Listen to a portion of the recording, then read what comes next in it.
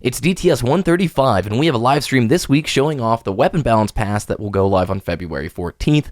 Clever Dragons, you're almost over.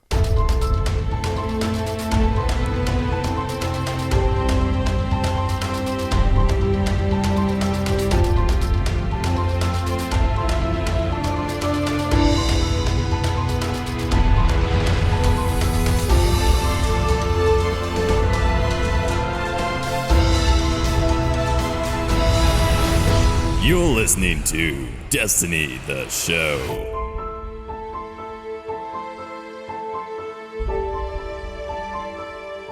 What is up, everybody, and welcome to Destiny the Show. My name is BBKDRAGOON. This is the Destiny News Podcast to keep you, the Guardian, ahead of the curve in the world of Destiny. Joining me, as always, is my awesome co-host, Ditty. What is up, dude? Man, got through the week finally, and hopefully Clever Dragons are almost done. Yeah, hopefully. In that intro. Hopefully we'll see some touching there with the balance pass. But otherwise, the week's been pretty great. Got some really great games of Destiny. The other day, put up a little clip-tage on the YouTube channel with some funky music in the background. And yeah, it's a good time. We were playing Hard Clash Opponents, which is like one of my highest rated playlists. You're out there with a No Land Beyond and a Saladin's Vigil, and you're doing well. Not only that, you're on the top of the leaderboard at the end of the match, and I just was like, what on earth is going on? Something occurs to you when you bring that No Land out, dude. Something changes. Something happened. It forces the enemy team to use it because they're like, wow, this dude's doing really well with it, so I can do that too. And then I had some really nice games there. No Land Beyond is just such a fun gun to use. Hopefully it's not nerfed. Hopefully they don't nerf it at all in this balance pass coming up. Yeah, so the Balance Pass stream is going to be on Wednesday. That's going to be this Wednesday, and they're going to be showing off what's supposed to go live on February 14th. Nothing's been cemented just yet, but we do know that we're going to have Greg Pang and, I'm blanking on his name, Josh Hamrick, who are going to be joining Deej on the couch to show off some of their specific goals with this patch. Now, that's February 8th, this Wednesday, 10 a.m. Pacific, twitch.tv/Bungie. Yeah, so this week we did some PvP. That's really all we're doing right now. But we're talking later in the show about a video Datto posted this week. Why has 400 Light lost all meaning? And we're really going to hammer in on Endgame. And we're going to talk about why the current Endgame system really lacks a lot of progression. Like once you hit 400 Light, there's really no 400 Light specific activities to do. And there's not a lot of room to grind or push further past that point. So what can they do in the spring update to satisfy and to solve that problem? Let's jump into the news.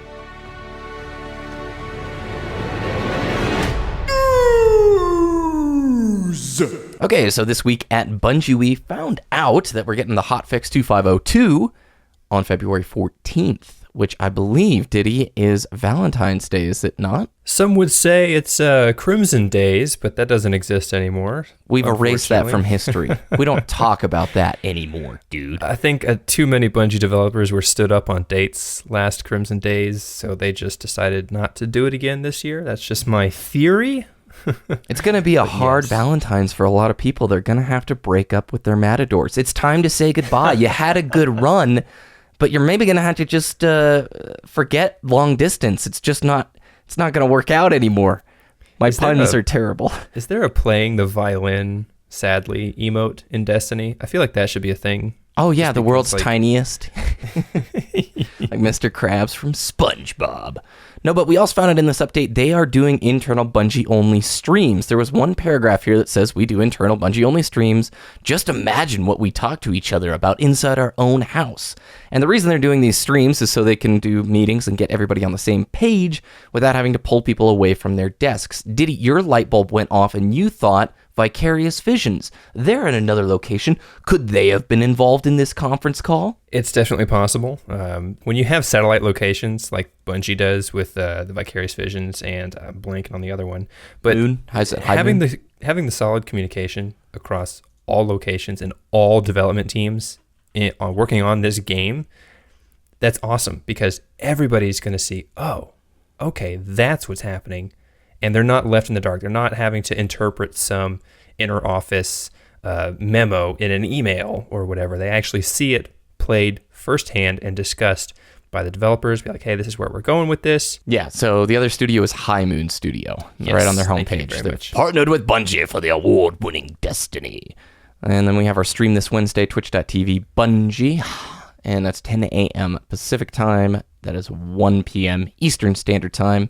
And that is just about everything that was featured in this week at Bungie, except they wanted to reiterate here, Ditty, that don't forget, beyond this next hotfix, you still haven't seen the last from the live team. So they're reinstating, they just want to reinforce, we're getting a live update once the thaw occurs, cough, cough, springtime-ish, and that this hotfix is not the last update we're going to see from the live team. I don't know. Were you worried about this, Ditty? Did you think this was it? No, not at all. We knew a balance pass was needed sooner rather than later, and they already said, yeah, we're going to have an update when the thaw happens, when winter turns to spring, which is around late March, early April. So it looks like, and it sounds like, we are getting another, quote, April update again this year. Yes.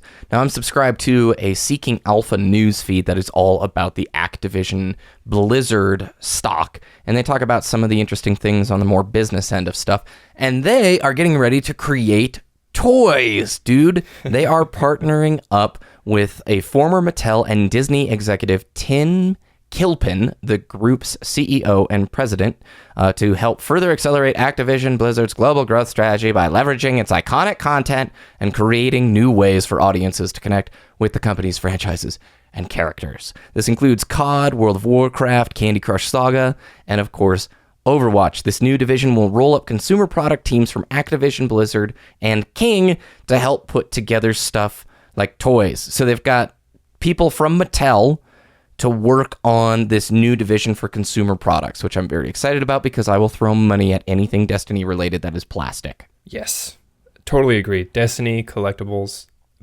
absolutely guaranteed to be popular. At a price point that is... See, there are some amazing Destiny products out there right now. Like, some of those figurines are, like, I can't remember who does them, but they were beautiful, but they were also very expensive, and my budget is not quite that. Now, before we move on to a couple of our topics here today, I want to point out one thread that I saw on the internet this week from ex-Mandalore about the Ace of Spades is a PvE monster.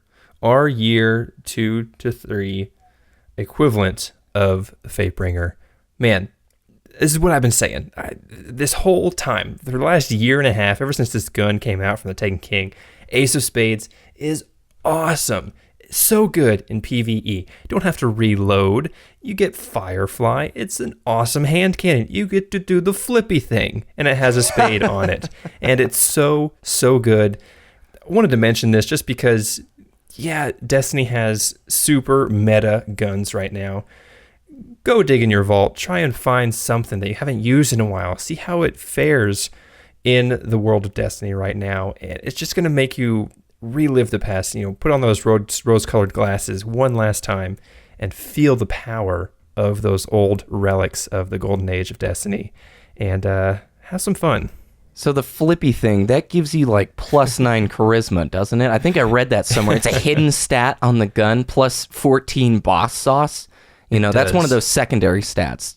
The database doesn't always track that one, Yeah, hidden stats are OP, of course. That would make Reddit front page gold right there. Hidden stats of all the weapons, and they're just like internal Destiny humor, some quip about the Gallarhorn. Oh, man, I shouldn't have said that on the show. Somebody's going to get gold just off of that, man. Put us in the comments, put us right at the bottom. Idea from Destiny the show. Edit it in afterwards, after you get gold. Oh, yeah. So that you take full credit, and then you're like, oh, yeah, I'm not a scumbag. Here you go, credit. Yeah, I did it. I just totally forgot that first time. Yeah, no big deal. All right, topic time. Datto put out this last week or a week and a half ago an awesome video talking about why light level 400 has lost all its meaning, or max light level. In the video, he really goes in depth talking about grindy investment type games. And the main point of it is getting to 400 or max light in year 3 didn't take a whole lot of time, wasn't very difficult, and once you achieved max light, there really wasn't much further progression to be had. There were no special activities that became available at light level 400. In fact, Datto states that you can just hit 390 and call it good because that's all you need to do any of the activities in the game. So what does a player do once it reaches 400 light? Do you just keep playing the game because you enjoy it? I think for most of the people listening, the answer is pretty much yeah. But there's a different way that it can be. And we're not going to sit here and try and idealize year one saying it was perfect, nor are we going to try and cherry pick things from other games to say, look how it works over here. But we do want to comment on, in agreement with Datto, that 400 light really happened so quick, didn't have a whole lot of wait, and then once you arrived there back in November, or maybe for some of our listeners, like at a slower pace, December, then what is there to do, Ditty? I mean, for PvE rotation, did I hit on all of his highlights from the video? Yeah, PvE rotation specifically, once you hit 400, you're done, right? You've done the raid, you've got the gear you want to hit max level. There's pretty much nothing else to do, right? It's just the raid is at the highest level of PvE content there is, you know? And there, like you said, there's nothing in the game that requires light level 400. There's nothing that's unlocked once you hit light level 400. And that made me think, like, man, what if there was something that was higher, like 415 light, and it was such a super difficult version of the raid, or a separate raid, like mythic difficulty almost, that was only obtainable after you hit max light level. That would be awesome. You know, it also makes me think of the time around Crota's End. You know, Crota's End, before like hard mode came out, or when hard mode came out, like the max light level was what, 32, 34? It's 32. And then that end game, that end boss fight was like level 33 or 34. It was 2 levels higher than you could actually acquire. So it was almost like an artificial difficulty that people didn't really enjoy, because it didn't change the mechanics of the boss fight. It just means that the ads were harder to kill and your guns did less damage. It's an artificial difficulty, right? So if they could make some type of optimized end-game content that wasn't like an artificial difficulty, like kicking up Axis one more level that's higher than you, unlocked at light level 400, then it would become meaningful, right? Like, I need to hit 400 so I can do this extra step of the raid. Like, what if there was an extra room behind Axis? Yeah. That would be amazing. That would be very cool. Or think about it this way. What if there were light level 400 strikes, Ditty? What if there was a special strike playlist each week that was upper tier, and you absolutely needed to be as close to 400 light as possible in order to complete it? Like you said, if there was an additional raid difficulty setting. So I've really come to this conclusion. I've been playing a lot of WoW, okay? And I enjoy WoW a lot, and each time I get on, I have an hour and a half to 2 hours worth of dailies that I get done, in addition to doing my weeklies, like the LFR runs for raiding, and doing my heroic dungeon runs to try and increase my gear score. But with Destiny, the content is so much more fun. WoW is awesome, and its endgame rotation has so much stuff for you to continually be doing to progress further. However, it's very tedious. You're doing the same activities over and over again, right? You're going and killing mobs. Mm-hmm. And Destiny, it's pretty similar, but we have incredible strikes, incredible raids, and the gameplay itself is very, very fun. I don't think that Destiny's biggest problem is lack of content. I truly think it's bad design in regards to progression. So in an ideal world, to me, like the springtime update looks like this. They raise the light cap to something like 440, just a totally arbitrary number. And they bring up the light level difficulty of Vogue, Crota's End, and Skolas. And they bring all of those up to where normal mode is like 420, hard mode is 440 or 435. And they make the endgame progression loop time to where players who invest every single week into doing their weeklies will just start hitting light level 440 around the time that Destiny 2 is coming out, so that your most hardcore players have something to work towards every single week, and yet you still have activities at like the 420, 415 light level that players who aren't as hardcore can complete week to week. One of the best examples that Datto used is the artifact weapon system. The artifact system in WoW currently has these weapons that are called artifacts, and they have nodes that can be leveled up as you accumulate artifact power. I think each one has 50 some odd nodes to level up. How long does it take to max out all 50 nodes, do you ask? Well, the first person who leveled up one of their artifact weapons, all nodes, took 3.5 months from Legion's launch until that point. And now, just to put it in perspective, there are 3 specs for every class in the game, which means there are 3 artifact weapons that you can max out for each of the classes. There's 11 classes in the game. You're starting to see, oh my goodness, there's stuff to work towards every single day. Could Destiny implement something like that where players could work towards improving or progressing somewhere or somehow every single day or week that they got on? That would be incredible. Because imagine, I'm just going to use the exotic swords as an example because they were part of a quest and it was a grind to get them. What if it took you 3.5 months of everyday grinding to get that Raise Lighter, Dark Drinker, or Beyblade Thrower? I forget the name of it. But think of that. It would make it so much more meaningful to obtain that piece of gear, right? The Kvostov, the Galahorn of Year 3, they were kind of just thrown at us really quick, for some of us at least. You had to get to the quest to get the Kvostov. But it's just like, I got it, but I got it really quick because it was like that nostalgia thing. It was that selling point for Rise of Iron. But Exotic Swords, man, that's probably the most grindy quest we have in the game right now that I can think of. Touch of Malice, maybe, or Outbreak Prime? Okay. Yeah, Outbreak Prime as well. And those kinds of things, man, the community was so ecstatic when Outbreak Prime was figured out, right? Granted, it was pretty quick, but it was like in-depth math skills needed, right? Yeah. That was awesome. I totally agree with you. But then, like, there's a counter-argument as well. If people are just starting to hit level 440, whatever it arbitrarily gets raised to, right before Destiny 2 launches, what if the rumor is true that Destiny 2 wipes the slate clean, right? It just makes that grind not worth it at all because it's just basically starting over. Cosmetics. I mean, I think you put emblems and things at the top because the other counter argument is the player who can't play very much and they got very frustrated. Well, I couldn't get my Galahorn because I couldn't play as much as other people during year 1. And I am sympathetic to that argument, but I think both you and I are because we work regular, 9 to 5s or 8 to 5s or whatever. And this isn't our job. This isn't what we do. However, if you're worried about players who invest more or grind more, you can always put ornaments, emblems, ships, shaders, cosmetic goodies, and achievements at the very top for those super hardcore players. That doesn't have to impact things like weapons. You talked about if they bring Vogue back and they're like, well, we don't want to bring the weapons back.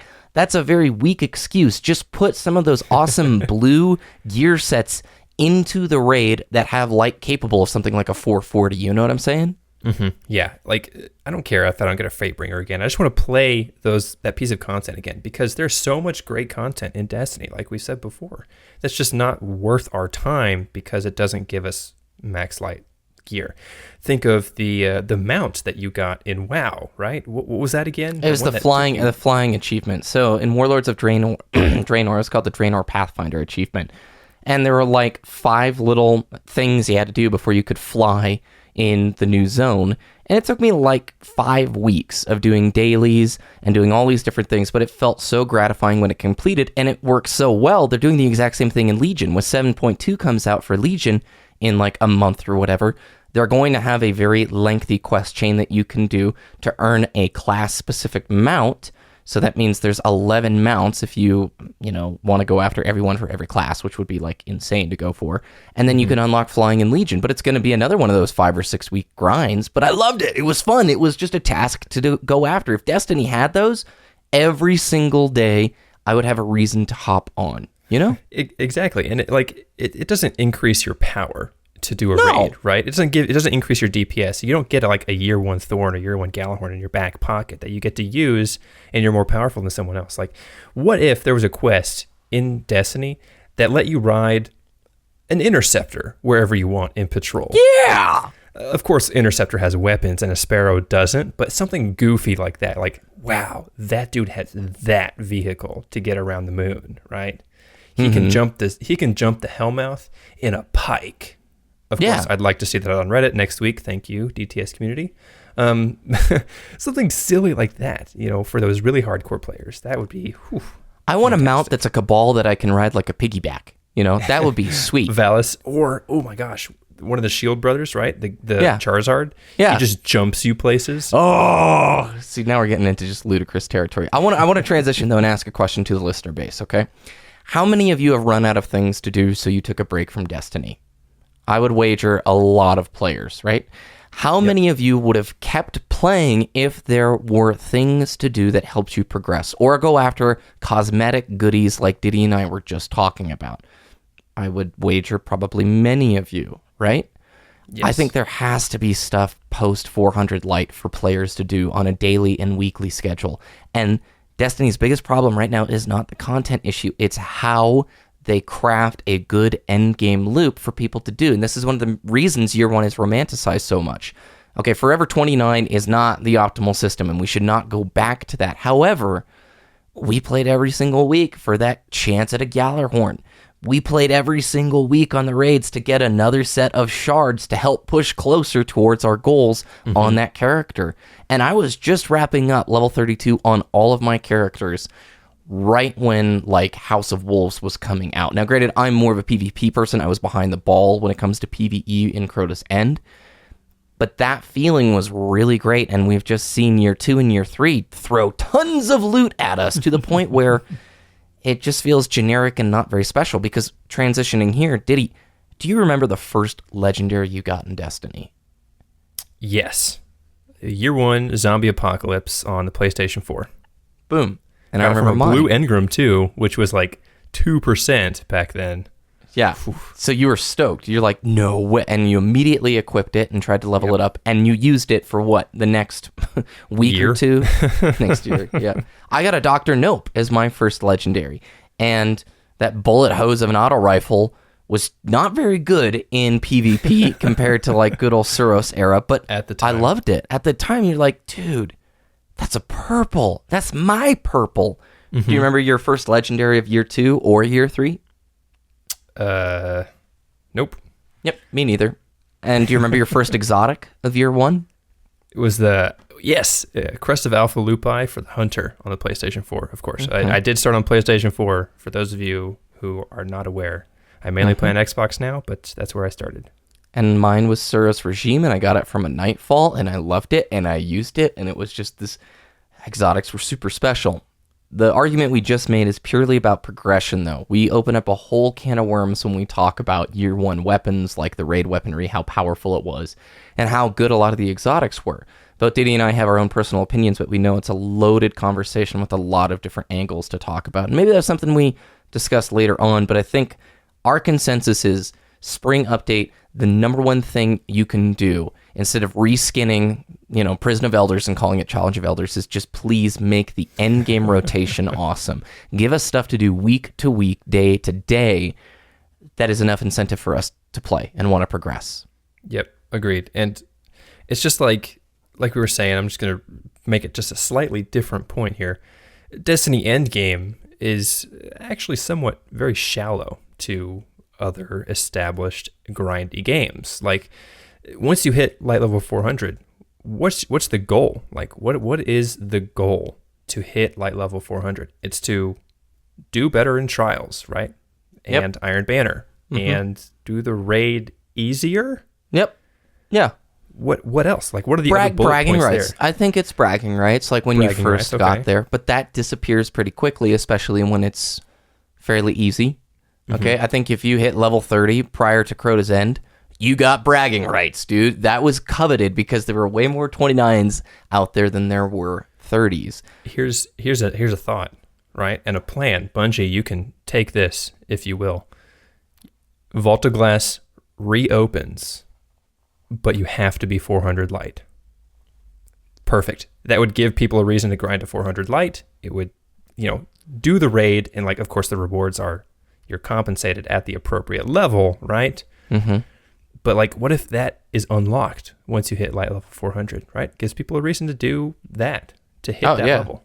Dude, my dream is when the Spring Update comes, they bring back the Skolas encounter, they bring back Vault of Glass, and they bring back Crota's End, and all of those are at light level 420 or 440, depending on the difficulty. An original, Skolas. Harder Skolas. And what they could do is all of those raids are available throughout the week, and they do have weekly rewards, let's say that drop light level 420 or 430 or something. But then each week they give bonus rewards for one of those. So let's say this week, bonus rewards for completing a Vault of Glass legacy run, which is like a level 420 VOG run, and you maybe have 1 or 2 extra drop chances. So that way, people who are super PvE and super raider can do all 3 of those raids each week with their squad, and those are the kind of hardcore people that are pushing for 440. Whereas people like you and I were like, hey, this week is VOG. That's the special bonus rewards. We're going to get together our group of people, and we're going to go through it, and we're going to get those bonus rewards. That, to me, is like the dream in Destiny, where there's multiple raids to run every week, and players get rewarded for that. There's progression for that. Yep. Tuesday night raid refresh is the featured raid. Wednesday night is the next raid. I'm thinking weekly. Not like, I think the featured thing would be like 1 whole week of VOG, right? Yeah, not that's daily. what I meant. Like my personal schedule, like I would get I get you. Do the featured raid, and then next is doing the Crotus End raid, and then the Skolas encounter the next day. It's something like that. Or just do it all on Tuesday. Well, speculation, we can dream. We're going to learn more about the spring update probably in March. But guys, enjoy this week. We'd love to know what you think about this conversation. You can tell us on our Twitter at Destiny the Show, or just have a conversation with us in Discord, discord.me/Destiny the Show. Ditty, where can people find your content? Twitter.com/Ditty, DTS, DITTY, DTS, and YouTube.com/Wooshness, WOOOSHNESS, where you can see that sweet cliptage with some funky beats. Funky beats indeed. You can find the links from today and the rest of our shows at destinytheshow.com. Once again, you can follow us on Twitter at Destiny the Show. You can follow me on Twitter and YouTube at BBKDRAGOON. Have a good week, and we'll see you next time, as I'm sure we go over that stream and the weapon balance changes